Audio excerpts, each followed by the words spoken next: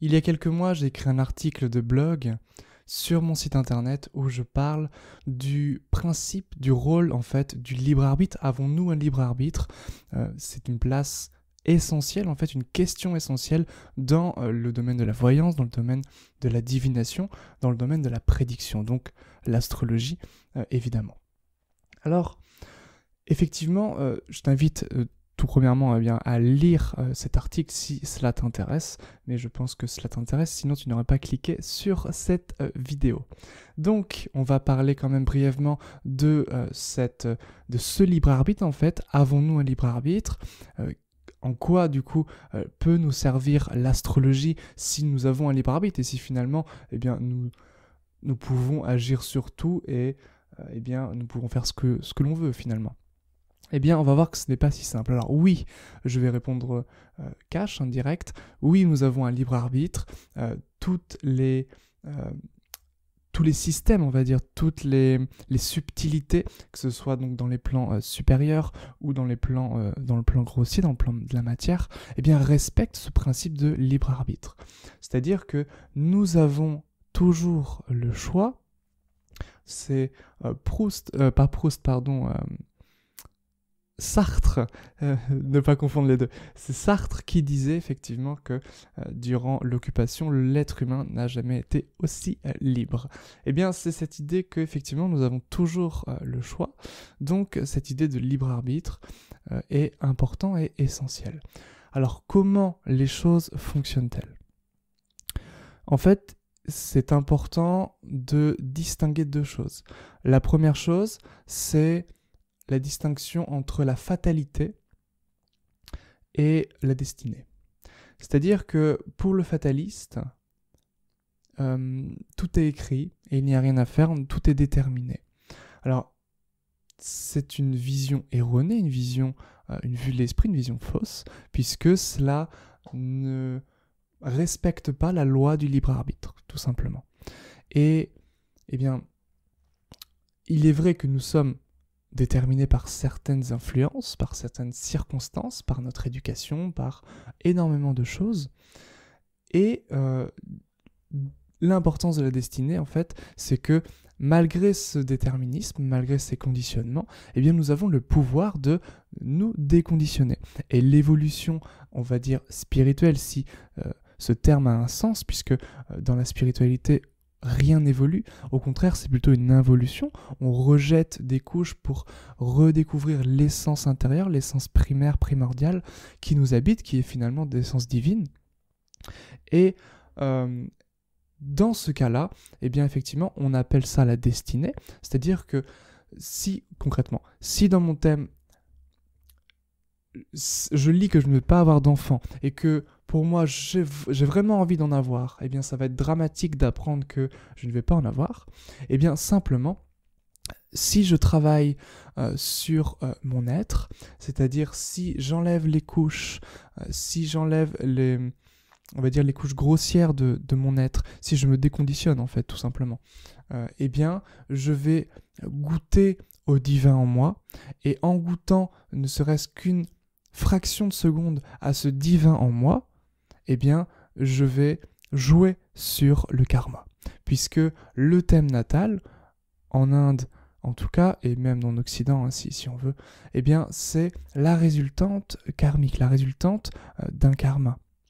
Et finalement, c'est... Alors, le but n'a jamais été d'avoir un bon karma, hein. Ça, c'est important. C'est de transcender le karma, et de le transcender comment? Bien, comme je viens de vous le dire, c'est-à-dire en touchant au divin, en goûtant le divin, en prenant conscience de cet aspect divin en chacun de nous. Et ainsi, eh bien, comme le plan divin est supérieur, beaucoup plus subtil que le plan astral, c'est-à-dire le plan de l'astrologie, le plan des influences, des symboles, des plans archétypaux, et bien comme le plan divin est bien au-delà de ça, lorsque on touche ne serait-ce donc qu'une fraction de seconde à ce plan divin, et bien alors tout est remis, on va dire, entre guillemets, en cause, en question, tout est chamboulé, bien sûr toujours hein, dans cette harmonie du cosmos, dans cet agencement divin, qui fait que tout tient finalement. Et du coup, pour être clair, nous avons le pouvoir de changer ce qui ne nous convient pas dans notre karma, en le transcendant, en goûtant le divin en nous. Donc ça, c'est vraiment la première chose. La deuxième chose, c'est que nous ne pouvons pas faire non plus n'importe quoi. Nous pouvons changer ce qu'on appelle la quantité, alors que ce qui va avoir un rapport avec la qualité, eh bien, nous n'avons qu'une, on va dire, peu de marge de manœuvre. C'est-à-dire très clairement que si Mars afflige, par exemple, mon être dans le thème natal, eh bien, et qu'il indique que je vais me faire par exemple écraser par un train, eh bien, la quantité, elle est élevée, on va dire 10 sur 10, une mort tragique, par accident, inattendu, et la qualité martienne, donc, qui va être l'accident et la mort. La qualité, qui sera accidentelle, ne changera pas. C'est-à-dire que la quantité, le degré de l'accident, va pouvoir s'abaisser. C'est-à-dire qu'au lieu d'avoir un 10 sur 10, je me fais écraser par un train, je peux avoir un 1 sur 10, je me foule la cheville dans l'escalier. C'est l'image que prend souvent Denis Labouré pour expliquer ce rapport, ce lien entre la qualité et la quantité. Et c'est vraiment intéressant et c'est vraiment important de comprendre ça. Alors je ferai une autre vidéo pour expliquer les différents remèdes astrologiques dont fait partie l'alchimie, dont fait partie l'ayurveda, dont fait partie la théurgie qui en fait consiste à invoquer justement les plans divins, entre autres, ou les plans célestes. Alors également tout ce qui a un caractère du yoga spirituel en fait, du yoga, de la méditation, va évidemment nous aider à transcender ce karma, à nous déconditionner pour justement jouer en notre faveur, pour changer la quantité, pour réduire toujours la souffrance. C'est toujours cette idée dans les religions, dans les spiritualités et dans l'ésotérisme. Réduire la souffrance par la compréhension.